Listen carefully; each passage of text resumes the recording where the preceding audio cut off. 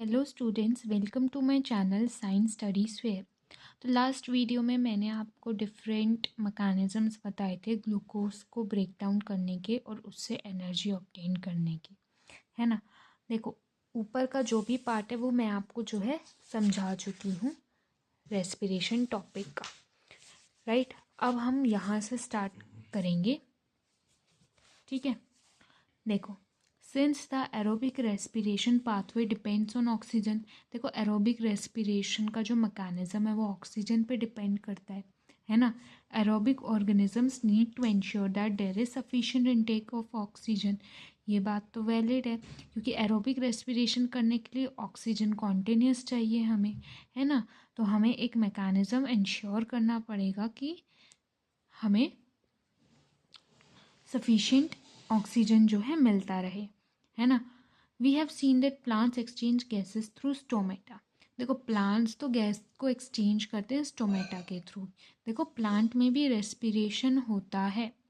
Plant भी glucose को break down करके CO2, वाटर और एनर्जी बनाता है, ठीक है। बट ये रिएक्शन रात के टाइम होती है।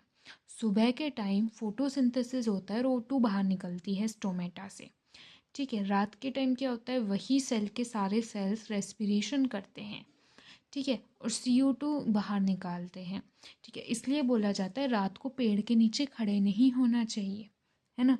सो plant exchange gases through stomata, ठीक है। और प्लांट के जो सेल्स है, ठीक है, प्लांट का जो दो सेल्स के बीच का जो स्पेस है, ठीक है, तो वो सब क्या है, कांटेक्ट में है एयर के साथ, ठीक है। बेसिकली प्लांट को कोई स्पेसिफिक ऑर्गन या कुछ मैकेनिज्म या कुछ ऑर्गन सिस्टम नहीं चाहिए। प्लांट का ये है कि स्टोमेटा ओपन किया, क्लोज किया, ठीक है, तो गैसेस एक्सचेंज होता रहता है, ठीक है। प्लांट में गैसेस एक्सचेंज होता है डिफ्यूज़न के थ्रू स्टोमेटा में। जैसे high concentration to low concentration होता है डिफ्यूज़न। हाई कोई भी चीज़ अपनी high concentration to low concentration जाती है, ठीक है, तो वो डिफ्यूज़न के थ्रू भी जा सकती है ना। सो डिफ्यूज़न इज़ जस्ट कि भाई मॉलिक्यूल की रैंडम मूवमेंट की वजह से क्या है, वो अपने high concentration to low concentration जा रहा है। तो प्लांट में स्टोमेटा ओपन होता है तो वो डिफ्यूज़न मतलब वो कंसंट्रेशन ग्रेडियंट के अलोंग जो है गैसेस मूव करती है, ठीक है। तो स्टोमेटा ओपन हुआ तो गैस अंदर आएगी, कौन सी, सुबह के टाइम O2 अंदर, CO2 अंदर आएगी और O2 बाहर निकलेगी। रात के टाइम CO2 बाहर निकलेगी और O2 अंदर आएगी, है ना। So the direction of diffusion depends upon the environmental conditions and the requirements of the plant. देखो, डिफ्यूज़न की डायरेक्शन, O2 की सुबह डायरेक्शन क्या है, प्लांट से बाहर निकलना। CO2 की सुबह डायरेक्शन क्या है, प्लांट के अंदर आना, है ना। रात में चीज़ें उल्टी हो जाती है, O2 प्लांट के अंदर आती है और जो CO2 है वो प्लांट से बाहर जाती है। तो ये जो डायरेक्शन है डिफ्यूज़न की वो डिपेंड करती है प्लांट की रिक्वायरमेंट पे, ठीक है। देखो, at night there is no photosynthesis occurring, CO2 elimination is the major exchange activity going on. तो रात के टाइम प्लांट क्या करता है, रेस्पिरेशन करता है, तो CO2 एलिमिनेट करता है अपनी बॉडी से। During the day CO2 generated during respiration is used for photosynthesis, hence there is no CO2 release. Day time में क्या होता है कि भाई जो CO2 रात में बाहर एलिमिनेट कर दी लेकिन जो बच गई उसको प्लांट बाहर नहीं रिलीज़ करता सुबह के टाइम, वो उसको यूज़ कर लेता है अपने फोटोसिंथेसिस के लिए और बाहर से भी CO2 को ले लेता है फोटोसिंथेसिस के लिए। तो सुबह के time oxygen release is the major event, ठीक है, फोटोसिंथेसिस की वजह से, ठीक है। Animals have evolved different organs for the uptake of oxygen. देखो, जो ज़्यादातर एनिमल्स होते हैं, इनफैक्ट सारे एनिमल्स एरोबिक रेस्पिरेशन करते हैं, है ना। तो उन्हें ऑक्सीजन जब लेनी है और CO2 बाहर निकालनी है, ठीक है, O2 लेंगे एनवायरनमेंट से, CO2 बाहर निकालेंगे अपनी बॉडी से जो रेस्पिरेशन के टाइम प्रोड्यूस होगी। तो उनके पास डिफरेंट डिफरेंट ऑर्गन्स हैं जो O2 को लेते हैं और CO2 को बाहर छोड़ते हैं, ठीक है। टेरेस्ट्रियल एनिमल्स तो O2 एटमॉस्फेयर की एयर से लेते हैं, है ना, can breathe the oxygen in the atmosphere. लेकिन जो एनिमल्स वाटर में रहते हैं वो कहाँ से ऑक्सीजन लेते हैं? जो वाटर में ये ऑक्सीजन एटम प्रेजेंट है ना, तो बेसिकली वाटर में डिजॉल्व्ड फॉर्म में ऑक्सीजन प्रेजेंट है, तो उन्हें यहाँ से जो है ऑक्सीजन लेनी पड़ती है। इसलिए बोल रखा है need to use the oxygen dissolved in water. देखो, amount of dissolved oxygen is fairly low compared to the amount of oxygen in the air। तो डिजॉल्व्ड जो ऑक्सीजन है वाटर में वो लो है, ठीक है, एज़ कम्पेयर टू एटमॉस्फेयर की ऑक्सीजन के अमाउंट से। इसलिए जो एक्वेटिक ऑर्गेनिजम्स हैं उनका ब्रीदिंग का रेट बहुत जल्दी जल्दी रहता है, ठीक है, as compare to terrestrial organisms, क्योंकि O2 कम है, डिजॉल्व्ड O2 कम है पानी में, इसलिए उन्हें बहुत जल्दी जल्दी जो है ब्रीदिंग करनी पड़ती है O2 लेने के लिए as compare to terrestrial organisms. क्योंकि टेरेस्ट्रियल ऑर्गेनिजम्स वो गए जो लैंड पे रहते हैं, तो एटमॉस्फेयर में तो अबेंडेंट है O2 as compare to the amount present in water, है ना। So rate of breathing in aquatic organisms is much faster than seen in terrestrial organisms। एक क्वेश्चन पूछा जाता है क्यों, तो इसका आंसर यही है कि डिजॉल्व्ड ऑक्सीजन का अमाउंट वाटर में कम है, ठीक है, as compare to amount of oxygen in the air. So जैसे फिशेस एक एक्वेटिक ऑर्गेनिज्म है ना, उसका एग्जांपल दे रखा है, fishes take in water through their mouths and force it past the gills where the dissolved oxygen is taken up by blood. तो fishes क्या करती हैं, अपना माउथ ओपन करती हैं, वाटर को ले लेती हैं, ठीक है, वो वाटर गिल्स के थ्रू पास होता है, ठीक है, गिल्स के पास जाता है, वहाँ से क्या होता है, डिजॉल्व्ड ऑक्सीजन को ले लिया जाता है और वाटर को बाहर फेंक दिया जाता है, ठीक है। तो गिल्स के पास जाने का काम यही है कि जो डिजॉल्व्ड ऑक्सीजन है उसको हम वाटर से निकालें और अपने ब्लड में पास करें, ठीक है।